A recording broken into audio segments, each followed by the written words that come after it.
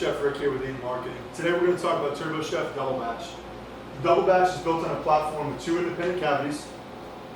So if you want to work off this unit at, let's say, 500 degrees, you can work off this one at 350 degrees if you choose to. This particular unit does not have a microwave in it. Some of the other options that TurboChef offers do have a microwave. This one in particular does not. So it gives you the availability of having the same size unit as maybe an i5, but the availability of putting 2 different products in it all at one time. So this particular unit, it works off impingement cooking. It means you're forcing air throughout the oven through little small holes, impingers, and that's forcing the air onto the product. It is going to sit on a rack. The rack oscillates, meaning the rack oscillates going back and forth, so the product doesn't sit directly over the holes. It does, but it gives the allure of moving the product back and forth so it doesn't hit in the same spot on every product. So for instance, if you're cooking a pizza in here, the plate's going to move back and forth, okay? So when you look at the bottom of the pizza, when you're looking at the dough and everything like that after it's cooked, it doesn't have these spots all over the base of it. It has a nice even cook. Does not need to be under a hood, so it has a catalytic converter just like all the other TurboChefs do. So even though it's under a hood in our test kitchen, we can have it sitting out in front of the customer. We can have it on a tabletop if we want to. You can take these, you can take this one, you can put a single stack, which is single batch, you can put that right on top of it, so you have 3 independent cavities if you choose to. This one can take up to 800 recipes on here, so it has a recipe file for 400 in the top and 400 in the bottom. Yes, they can be identical on top and bottom, but if you want, you have 800 different recipes. You can absolutely have 400 different ones on top than you have on the bottom. Okay? This oven can go from 350 degrees all the way up to about 540 degrees. So if your set point, if you're going to bake cookies in the morning, you can have one set point and one fixed menu on here for cookies, for brownies, for baked items in the morning. If you want to bake, pour bake some pizza doughs for later on during service, absolutely you can do that. Then when you're ready, you can kick the oven on to your 500 degree or 525 degree set point. You can let it rock and roll off that set point for the rest of the day. Power consumption on this is probably going to be around an average of $6 to $7 a day for power consumption, to give you an idea. This one will run off a single phase, or run off a 3-phase. You can order the configuration for whatever you have. It'll fit any application. It does have the USB drive on the side, so you can save the menu to it. You can save it to your computer. You can upload it. You can transfer the menu to another unit if you choose to. Cleaning's pretty much an ease on this oven. The base of the oven definitely comes apart. You can take the rack out right here. Then you can take the base out.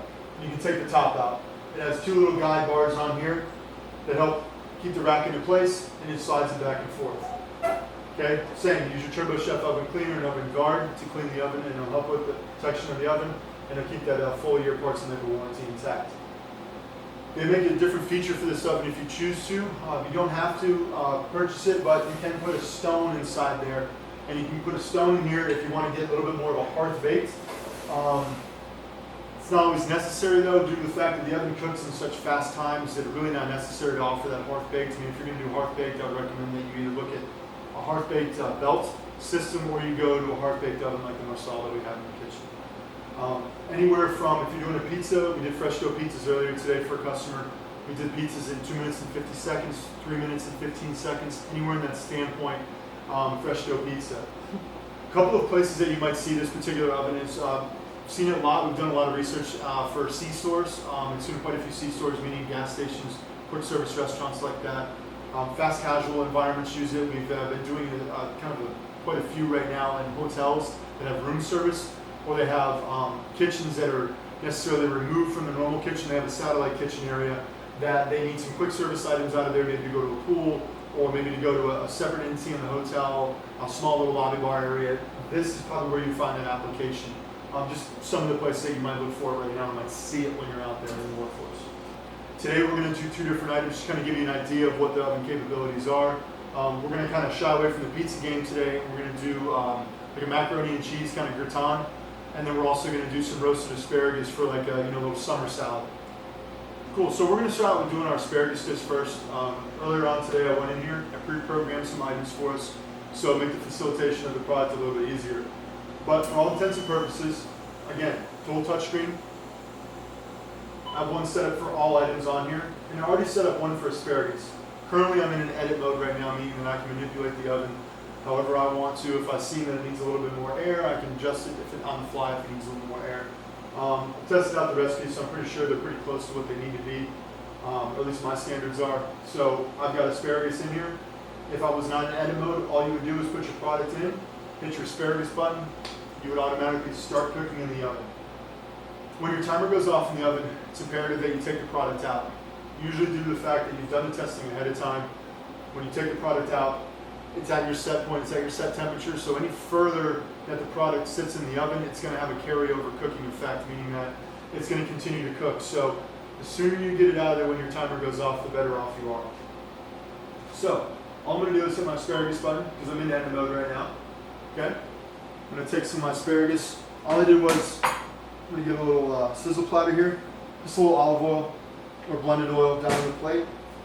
I'll take some asparagus. All I did was I pre-blanched these asparagus, trimmed them up a little bit, pre-blanched them. If you didn't want to pre-blanch them, I mean these are pencil asparagus, so if you didn't want to pre-blanch them, you just want them to roast from a start point, they're probably going to be about 2 minutes and 20 seconds for pencil asparagus. I've taken them, again, blanched them in a bunch in the piece of CookTech induction that we have, and then we're just going to cook them off for about 1 minute and 5 seconds. Place the product in here, get my cook, let it rock and roll. You can hear that air going, air circulating through there. I've got it set at about 90% air for my roasted asparagus. So if you take it from a scale of 10% or from 5% all the way up to 100%, I'm at 90. I'm at the upper echelon of that threshold of what the oven's going to take or what it's going to give.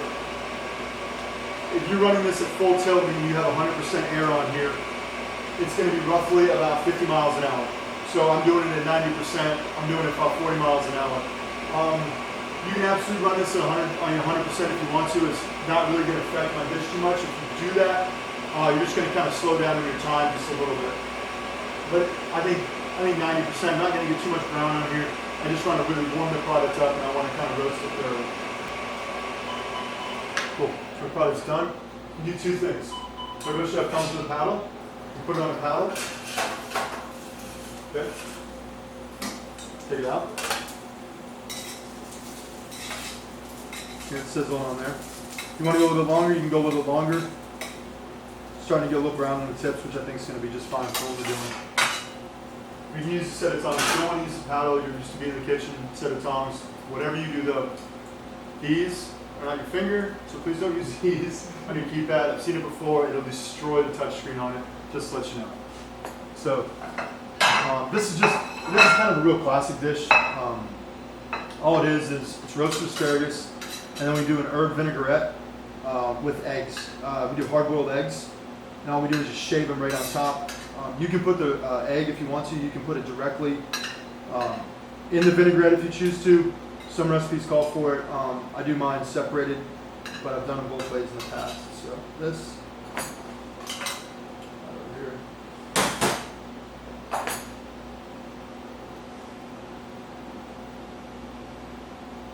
Sea salt on top.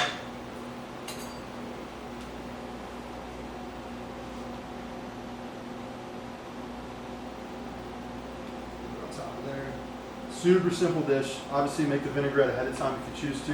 Whatever herbs you have, in your garden. I don't know how many people have gardens, but if you have one, you can do that. For the grocery store, you can use thyme, basil, tarragon, and chives and make a simple dish. So hard-boiled egg on our microplane.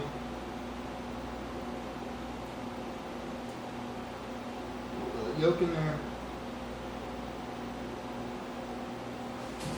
That's it. So this is a simple spring, summer dish. I mean, right now, asparagus is rampant around here. So, I just took 3 simple ingredients from the grocery store, from your garden or wherever you're at, create a simple dish for a family. You can take this, turn it into for a buffet if you need to. If you're doing a catering event for your family or something like that, so your family, but if you're doing a catering event for customers, if you have customers come in, take that. Instead of doing, 10 pieces of asparagus, do 40 or 50 on a half sheet tray. That's another thing, a half sheet tray will go in this oven as well. So if you need something on a larger platform, you can roast in here, cook in here, saute in here on a half sheet tray. So just load them up and let them go. The next dish we're going to do today, I love macaroni and cheese. It's something that I don't eat it all the time. But when I do, I want something super rich and hearty. Maybe it's on a Sunday dinner, Sunday after a long, hard Saturday night or something like that. So whatever pasta, you can use whatever pasta you want to for your gratin. So what we're gonna do is we're just gonna put our pasta noodles in here. You know, whatever you're into, doesn't matter. We're gonna take our pasta noodles. Earlier on, I smoked a pork butt. I just got a shoulder, rubbed it down, smoked it, and then put it in the oven for a little while. I just kind of braised it off. So I'll take a couple of those chunks in there. Like I said, man, this thing's freaking hearty and rich. There's some of the juice from it, so I'm just gonna get down. Okay?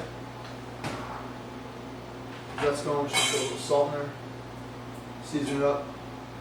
So I made cheese sauce. I know it looks white, but I like different. I like whole milk mozzarella cheese. So instead of doing cheddar or anything like that, sometimes cheddar, it's kind of funky to where if you don't do it just right, your cheddar can separate every now and then, and you'll get little granules. So if you notice your cheese sauce gets a little bit of granules in there. Sometimes cheddar cheese does that, like more of the sharper. So I use a softer cheese. So all I do is I make, if you're familiar with it, it's a bechamel sauce. So you make a roux, so butter, flour, take that roux in a separate pot. I've got just milk steeping ever so lightly. Don't want to bring it to a boil or it separates. So in there I've got cloves, a little bit of nutmeg, black peppercorns, bay leaf, and just a fresh onion, just a white sweet onion that I put in there. You let that steep, I don't know, 20, 30 minutes, okay? Take that. Now you've got your roux cooked, which is your flour and butter, and I just slowly pour in my milk mixture to that after it's been strained off. And then I have basically a cream sauce almost, for lack of better terms. Take that, and then just start throwing my cheese in there. If it's mozzarella, if it's cheddar cheese, whatever it is, let it sit overnight, and this is the consistency that we get. So scoopable, it's fun, super flavorful. So it's not your average cheese sauce, but it's a whole lot of fun. So it's got tons of flavor going on. Throw some herbs in here if you want to. Whatever you're into, just do it. It's really got no rhyme or reason. If you want to do macaroni and cheese with hot sauce in there and buffalo chicken, get down on it. Alright, so just take that. Got a little dish right here, a little gratin. Talk about whatever you want to call it. Call it all sorts of stuff in the kitchen. Okay, you don't have to press this down like extremely hard in here. Kind of leave a little bit of room because it's going to melt down. This thing's going to be dang. Throw just a little bit on top. A couple spoonfuls of this right on top. Good. Okay. For good luck. Why not? It doesn't have enough calories. Let's add more to it. So, we've got our gratin ready to rock and roll. We're going to go directly in our oven. So, I'm going to back out of my recipe here. I've already got one set up for mac and cheese. My mac and cheese. I've got this set for 3 minutes and 30 seconds. Oh, we're just clearing it. We're in there. Woo. I'm going to hit my cook button. So, I did something a little bit different. This is not the end all, the be all to using this oven as a salamander or anything like that. But what we are going to do is we're going to warm the product up. But as you can hear, I don't have a ton of air going on it right now. So you'll see it when the result comes out. It's still going to be brown. Just going to take a little bit longer than that minute or minute and a half standpoint. It's going to slowly relax it so it doesn't separate. But it's going to cook it at 500 degrees, and I've got about 25% air on there. So as opposed to the asparagus where we get 90% air, I'm doing 25% air because I want it to warm up at the same time because I don't have the microwave in this one, so I need to kind of compensate a little bit for not having a microwave. So I need to extend my time now. Because if I was just to do this thing with the same amount of air that I did the asparagus on, I'm just going to beat the crap out of the product. It's going to turn to garbage over that 3 minutes and 30 seconds. It's going to just turn nasty. It's going to separate. So to back off a little bit, just extend the time. All right, again, take your tongs if you want to, because sometimes if you've got a gratin like this, you're going to need a little extra assistance. Yeah, look at that. Get down, dude. Look at that thing. So, gone are the days. I should say they're gone, but there's really no need to have a salamander. For certain situations like this, if you're kind of got space constraints, you want to do something different, you want to pump your menu up a little bit, you can look at different options like this. Yes, it does come with pre-done items on here. It's called the market menu. So you are going to have those like pizzas, those frozen pizzas, chicken tenders, fries. You can do fish in here. There's really no limits to what you can and can't do. Now I say that, but you still have to take into consideration that you do have a catalytic converter in here. So you're going to need to make sure that you're not using raw fatty proteins. Can you use sous vide items? Absolutely. Can you do chicken breast from a raw standpoint? Absolutely. Stay away from airline though that have the skin on there. Just due to the fact you don't want to bog down your catalytic converter. Plus, it's going to turn this thing into a hot mess. It's going to be nasty, junky, and you're not going to have fun playing it. So we just did 2 different options today. We did kind of like a summer asparagus, with grated, hard-boiled eggs on there with an herb vinaigrette. It's pretty long menu description, but. And then we did this fat, nasty, gnarly, ooey gooey smoked pork. Healthy. And gratin. So you've got healthy, and then you've got fun food. So, here's 2 different options that you can do in there. Again, it has a plethora of items that you can do with the TurboChef ovens, all of them. But I just want to give you guys a little bit different kick on what a lot of people are doing right now. So, again, it's Chef Rick with Lead Marketing. If you have any questions, concerns, don't hesitate to reach out. And I hope you guys have a rad day. Bye.